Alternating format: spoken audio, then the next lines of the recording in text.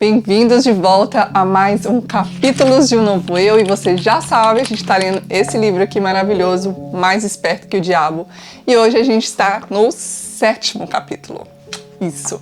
O capítulo anterior foi na Índia, eu estou de volta aqui na Irlanda e tem tanto conteúdo legal para postar para vocês sobre meu curso de yoga na Índia, mas ainda está no processo de edição, de organizar todos os áudios e imagens que eu fiz lá. Enfim, em breve estará disponível aqui no canal.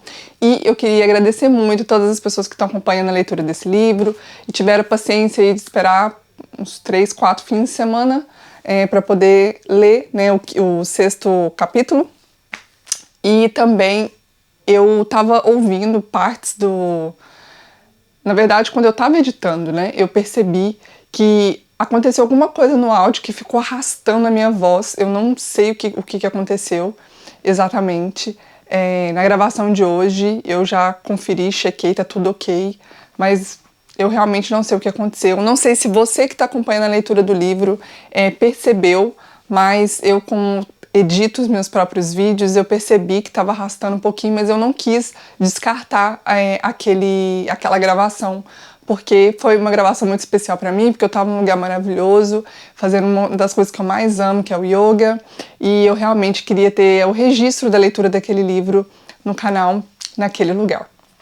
Bom, a gente então está no 7º capítulo desse livro, e para te situar, a gente ainda tem o capítulo 8, o capítulo 9, o capítulo 10, 11 e 12.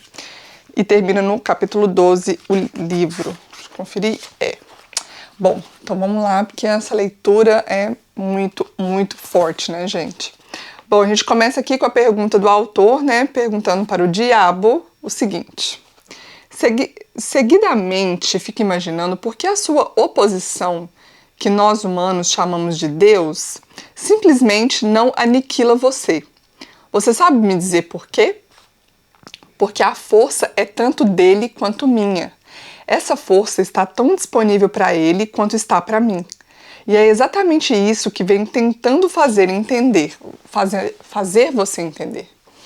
A força mais poderosa do universo pode tanto ser usada com objetivos construtivos e positivos, por meio do que os humanos chamam de Deus, quanto com os objetivos estritamente negativos, por meio do que vocês chamam de diabo. E ainda tem algo mais importante que você deve saber. Essa força pode ser usada por qualquer ser humano de forma tão efetiva quanto eu ou Deus podemos. Você faz uma afirmação que não me parece muito palpável. Você tem como provar o que está afirmando? Sim, mas seria muito melhor se você provasse por si mesmo a palavra do diabo. Não me parece que tenha muita validade entre vocês, humanos pecadores. Nem a palavra de Deus. Na verdade, vocês temem o diabo e não confiam no seu Deus. Por isso, vocês têm apenas uma fonte disponível por meio da qual podem se apropriar do benefício da força universal, que é justamente confiando e usando a sua própria força do pensamento. Esse é o caminho direto para a central universal de inteligência infinita. Não há outro caminho disponível a ser trilhado para qualquer ser humano. Por que nós, seres humanos, não achamos o caminho para a inteligência infinita antes? Porque eu os interceptei primeiro e os tirei do caminho, plantando nas suas mentes pensamentos que destroem a sua força de tal forma que vocês não conseguem usar a sua mente de forma adequada. Fiz com que fosse atrativo para vocês usar o poder da inteligência infinita a fim de obter fins negativos por meio da ganância, da avareza, da luxúria, da inveja e do ódio.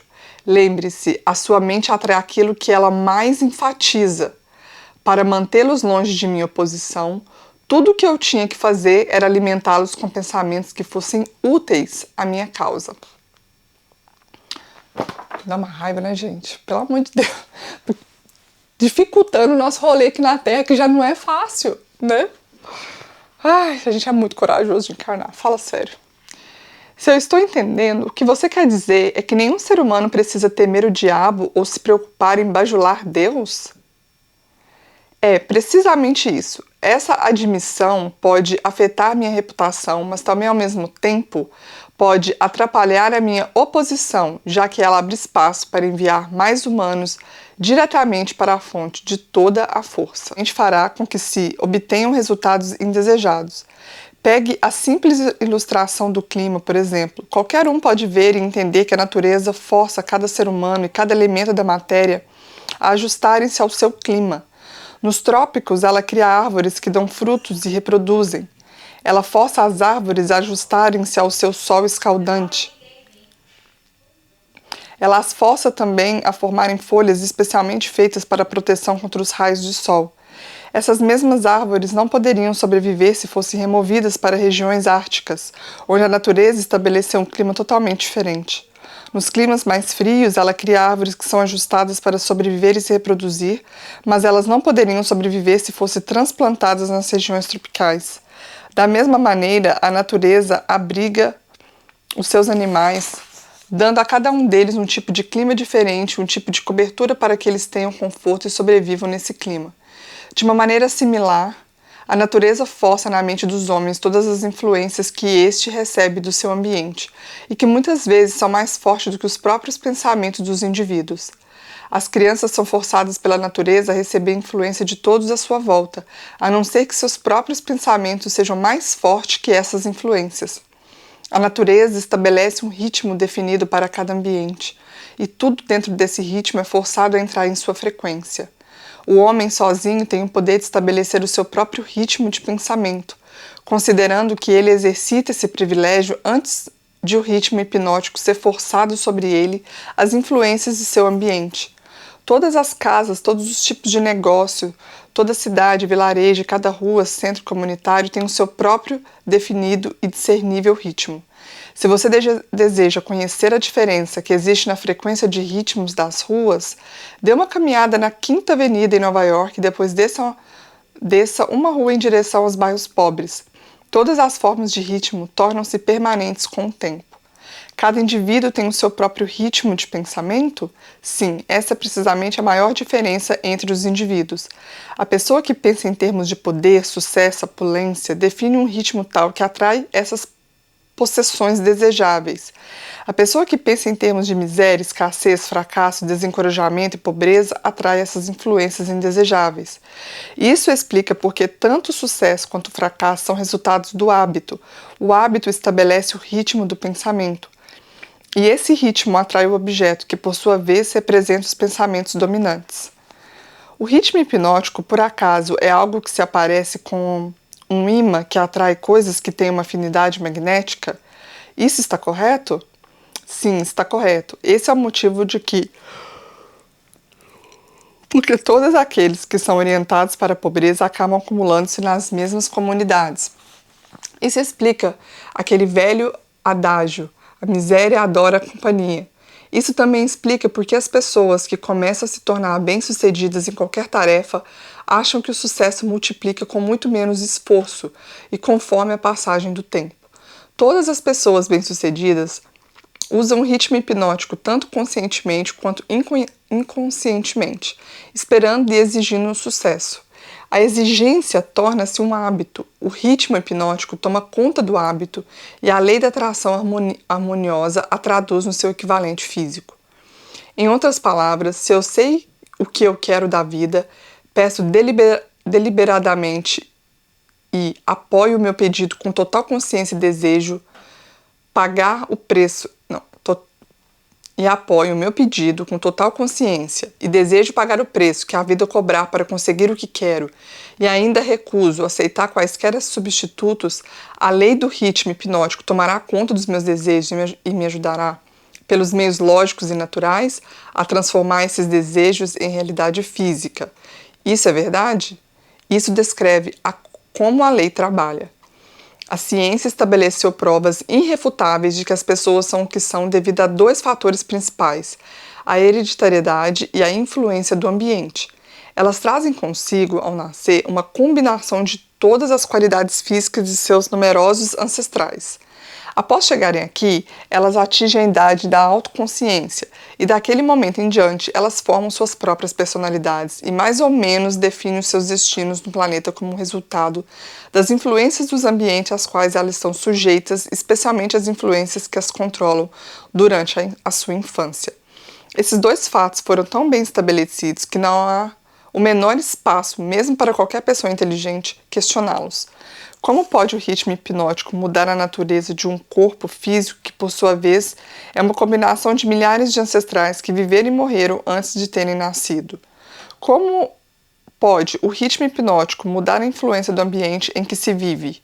As pessoas que nascem em meio à pobreza e à ignorância têm uma forte tendência a permanecerem guiadas pela pobreza e pela ignorância durante toda a vida?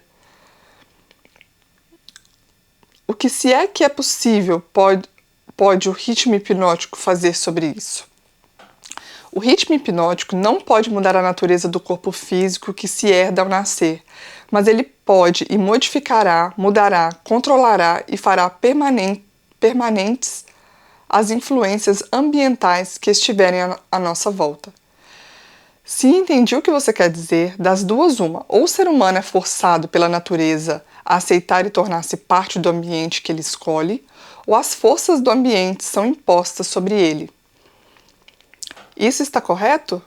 Mas isto está correto, é uma afirmação.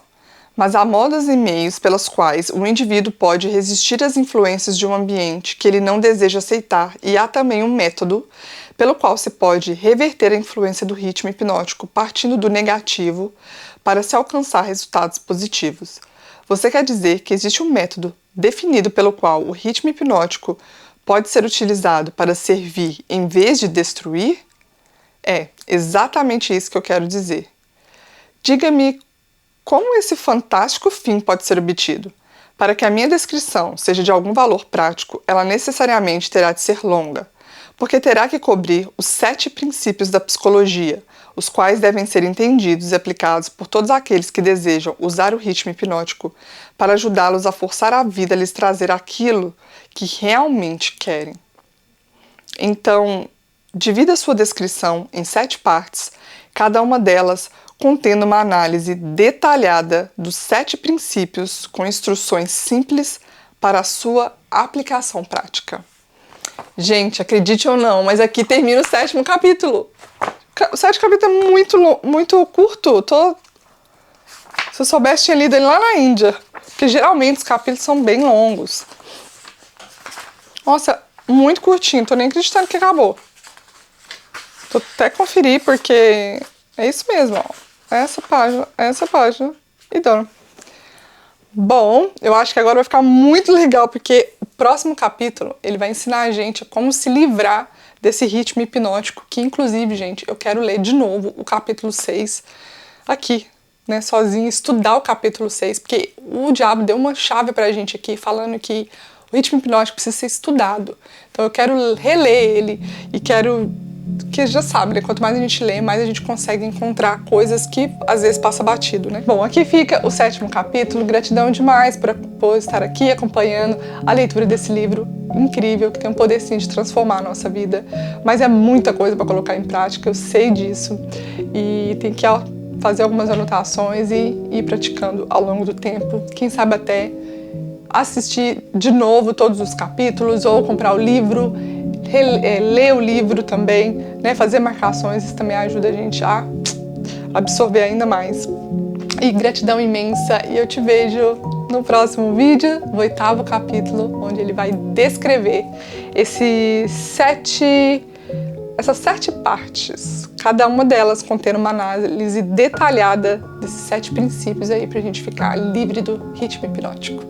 Te vejo no próximo vídeo. Namastê!